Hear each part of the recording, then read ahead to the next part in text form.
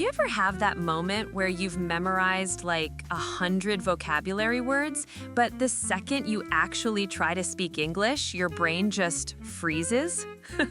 It's not that your memory's bad, it's more like the way we're used to learning pushes all those words into storage, and none of them ever make it onto the road.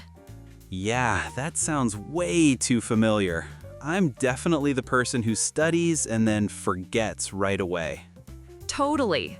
So today, we're breaking this whole thing down. We've got 6 parts lined up, and the goal is simple.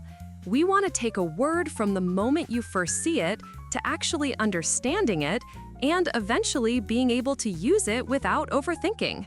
And the whole thing doesn't need to be painful or technical at all. But before we get into the how, I want to talk about the big problem behind why memorizing tons of words doesn't really make your English better.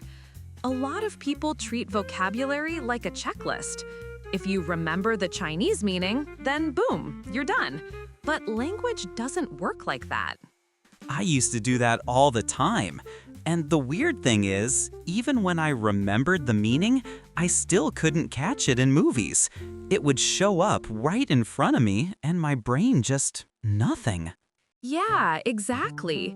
Because what you memorized was the shell of the word, not the way it actually behaves in real sentences. Take phrases like figure out, come across, or take off. You can memorize the translation if you want, but those phrases don't come alive until you see them in different situations. Like, figure out isn't just solve. Sometimes it's try to understand. Sometimes it's realize something.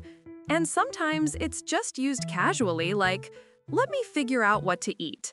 The meaning shifts depending on the scene. That makes so much sense. I always thought I understood it, but then when someone used it in a new way, I felt like I had to relearn it again.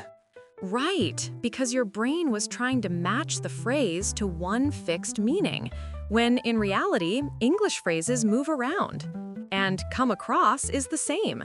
You can come across a cool video, or you can come across as rude. 2 totally different vibes. So when we memorize words as isolated little boxes, they don't stick, they don't grow. Language is more like a pattern you gradually absorb, and if the word never appears inside that pattern, it just floats away. And honestly, it's not your fault, it's just the way we were taught. So basically, the word isn't the problem. It's that we learned it without a real place to put it. Exactly. And once you start giving words a home, which usually means a sentence, a moment, a feeling, or even a character from a show, suddenly they stop fading away. They start becoming part of your English. So in the next part, we'll talk about why single word memorization became so common, and how small shifts in what you do can flip the whole thing around. But for now, just notice this. Words need context, always. They're not trophies to display, they're tools you actually use. All right, I'm already feeling a little less guilty about my word lists. Ready for part 2? You know, words just don't survive on their own. They really don't. If a word doesn't come with a moment, a sentence, a face, a feeling, it slips out of your brain in like a day, maybe less. And it's not because you're bad at English, it's because our brains don't keep isolated facts for very long. So you're saying if I don't give a word some kind of story, it's just temporary? Pretty much, yeah. Think about it. You remember your friend's embarrassing story from 5 years ago, but you don't remember the random word you memorized yesterday because stories stick. Stories give your brain something to hold on to. Words alone are like loose puzzle pieces. They don't connect to anything. And take break down, for example. The phrase changes depending on the story you put it in. A car breaks down, someone breaks down and cries, or you break down a complicated idea to make it clear. Same phrase, totally different pictures. Oh, that explains a lot. I used to memorize it as one single meaning. So whenever it showed up differently, I felt like I had learned the wrong thing. Exactly. Because the meaning isn't in the word. The meaning is in the moment. If you see break down in 10 different scenes, you stop memorizing it and start feeling it. That's when it finally sticks. So all those vocabulary lists I used to memorize, that's why they didn't last. Yeah, because those lists weren't designed for the way language actually runs in your brain. You don't speak Chinese because you memorized a giant chart. You speak it because every word you know has shown up in stories, jokes, conversations, fights, group chats, everything. And once a word is part of a story, it becomes real. It's like giving the word a home.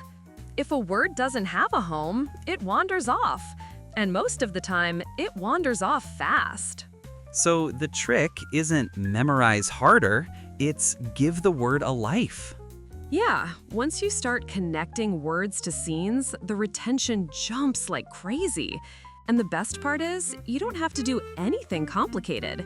Just notice how a word shows up in different moments. Notice the tone, notice the vibe. That alone is enough to keep it in long-term memory.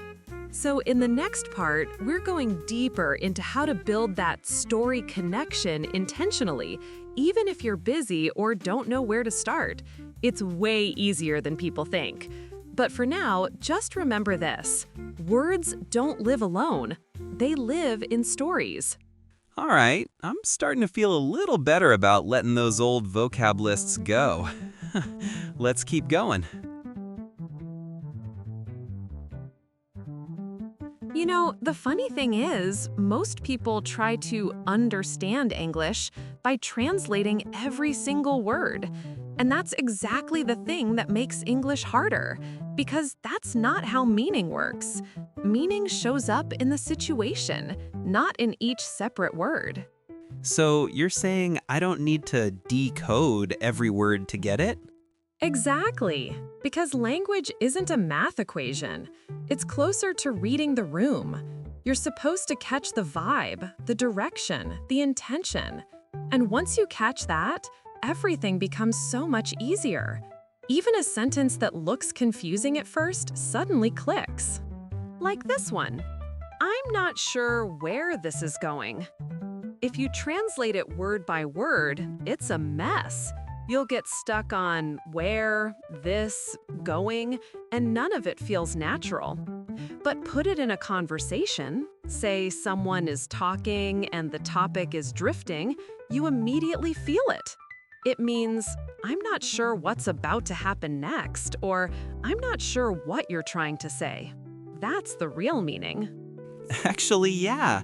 I used to get stuck on sentences like that. I'd read it, translate every part, then feel even more confused. Yeah, because when you go word by word, you're breaking the sentence apart. It's like taking apart a bicycle to understand how it works. You won't learn how to ride it, you'll just end up with a pile of parts. But when you look at the whole sentence as a moment, everything stays intact, and you finally get the point. So it's more like I should watch the direction of the sentence, not interrogate every word? Exactly. Meaning flows. It doesn't sit still in individual words. When you hear, I'm not sure where this is going, your brain isn't supposed to stop and analyze. It's supposed to feel the uncertainty, the hesitation, the what's happening here vibe. That feeling is the key. Once you feel it, you don't forget it. And once your brain learns to read the vibe instead of decoding the pieces, words suddenly feel alive. You don't memorize them, you recognize them. Kind of like seeing someone you know in a crowd. You don't need to analyze their face, you just know it's them. So this is what you meant by context builds meaning. The meaning comes from what's happening, not from the dictionary. Exactly. And the cool part is, once you get used to this way of reading, English stops feeling like a puzzle. It becomes more like watching a scene unfold. You just follow it. The words guide you without you having to fight them. And don't worry, we're not saying never check meanings. We're saying stop treating words like isolated units. Give them context, give them a moment, and they finally start breathing. Okay, that actually makes English feel a lot less intimidating. I kind of want to try listening for the vibe now. Good, because in the next part, we're going deeper into how to build that instinct. And it's way simpler than people expect.